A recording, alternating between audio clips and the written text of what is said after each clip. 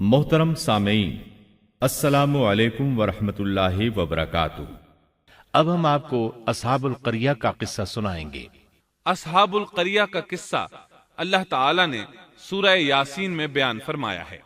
अल्लाह ताला इस सूरह की आयत 13 में फरमाते हैं, और आप इनके सामने एक मिसाल यानी एक बस्ती वालों का किस्सा बयान कीजिए, जबकि उस बस्ती में कई रसूल आए।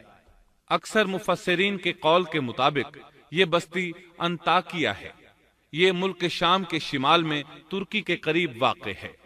इस बस्ती में अल्लाह ताला के रसूल तशरीफ लाए, जैसा कि सूरह यासीन आयत 14 में है।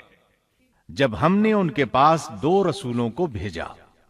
एक ही वक्त में 2 नबी दोनों दावत पेश करते हैं, लेकिन हुआ क्या, अल्लाह फरमाते हैं, सो उन लोगों ने अव्वल दोनों को झुठलाया, फिर हमने तीसरे से तायीद की, सो उन तीनों ने कहा कि हम तुम्हारे पास भेजे गए हैं।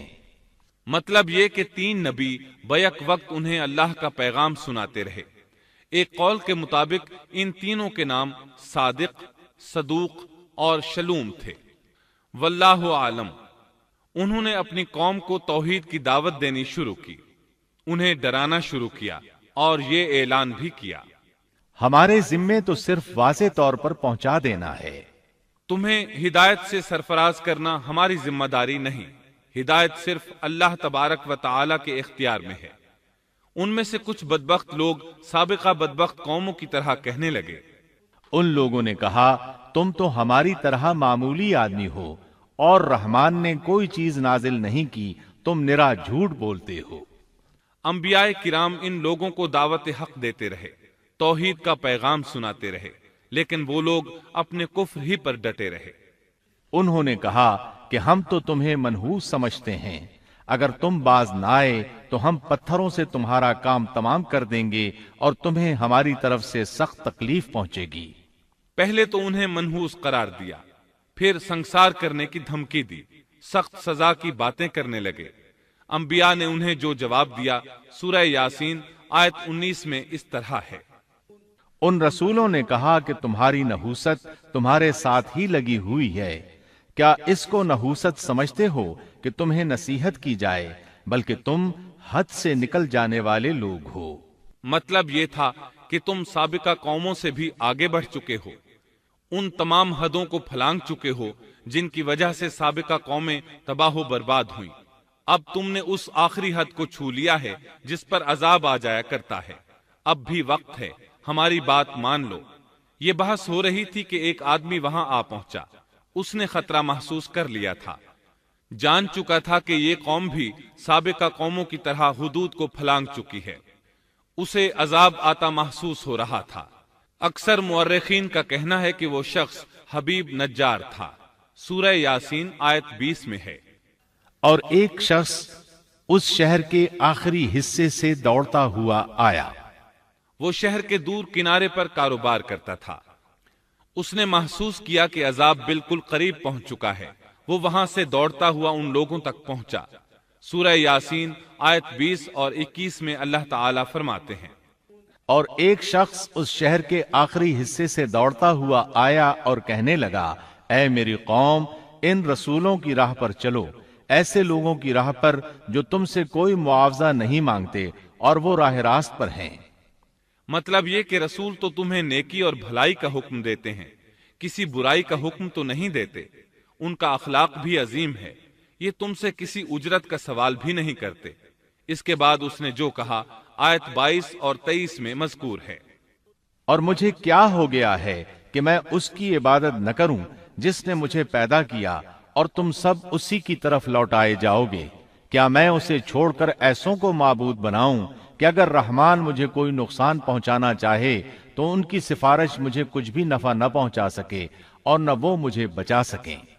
ये झूठे माबूद तो मुझे बचाने या छुड़वाने की जरा भी ताकत नहीं रखते। अगर अल्लाह ताला मुझे किसी तरह की तकलीफ पहुंचाना चाहें तो ये मेरे कुछ भी काम नहीं आ सकते। सूरह यासीन आयत 24 और 25 में आता है, फिर तो मैं यकीनन खुली गुमराही में हूं, मेरी सुनो, मैं तो सच्चे दिल से तुम सब के रब पर ईमान ला चुका। ये बातें सुनकर कौम के लोग गुस्से में आ गए اور کہنے لگے اچھا کیا تو بھی ان کے ساتھ ہے؟ غصے میں اس پر پل پڑے اور نیچے زمین پر پٹخ دیا۔ لوگ اسے مارنے پیٹنے اس کے اوپر چڑھ کر کودنے لگے۔ ابن عباس رضی اللہ عنہما بیان کرتے ہیں کہ اس کے پیٹ پر چڑھ کر کودنے لگے، یہاں تک کہ اس کی آنتیں باہر نکل آئیں۔ بالآخر انہوں نے اسے شہید کر دیا۔ سورہ یاسین آیت 26 میں ہے۔ ارشاد ہوا جا جنت میں داخل ہو جا، یعنی اس سے فوراً ہی یہ کہہ دیا گیا کہ جنت میں داخل ہو جا، کیونکہ وہ شہید ہوا تھا۔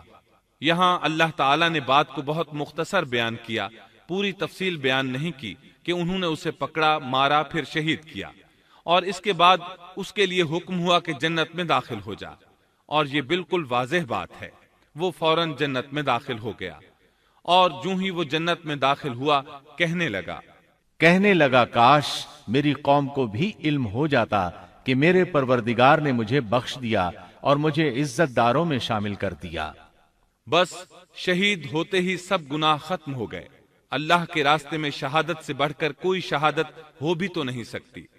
اللہ تعالیٰ کی بارگاہ میں دعا ہے وہ ہم سب کو بھی اپنی راہ میں شہادت نصیب فرمائے، اس لیے کہ شہید کو اللہ کی طرف سے وہ اعزاز اور اکرام ملتا ہے جو کسی اور کو نصیب نہیں ہوتا۔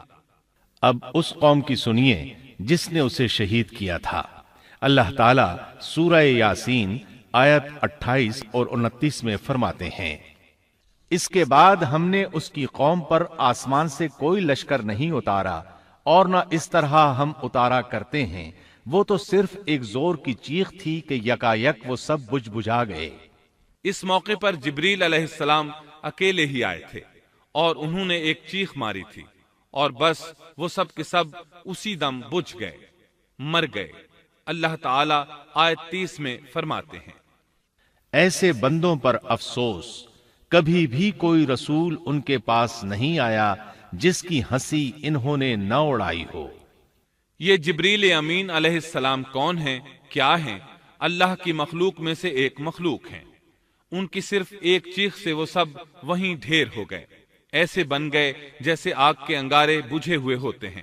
سبحان اللہ، پاک ہے وہ ذات جو زبردست قوتوں والی ہے اور جس نے جبریل علیہ السلام کو پیدا فرمایا ہے۔ اور جب جبریل مخلوق ہے اور مخلوق کی یہ طاقت ہے تو اس خالق و مالک کی طاقت کا اندازہ بھلا کون لگا سکتا ہے؟ اس کی طاقت کی کیا کوئی حد ہو سکتی ہے؟ یہ قصہ تھا اصحاب القریہ کا جنہوں نے پیغمبروں کو جھٹلایا، اور یہ تھے چند ایک واقعات ان نبیوں اور قوموں کے اور ان کی بستیوں کے جو سیدنا ابراہیم علیہ السلام اور سیدنا شعیب علیہ السلام کے درمیانی زمانے میں ہوئے، جن کے واقعات اللہ تعالیٰ نے ہمارے لیے قرآن کریم میں بیان فرمائے۔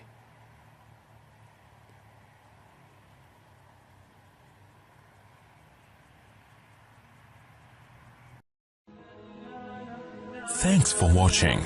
Don't forget to like, comment, share and subscribe to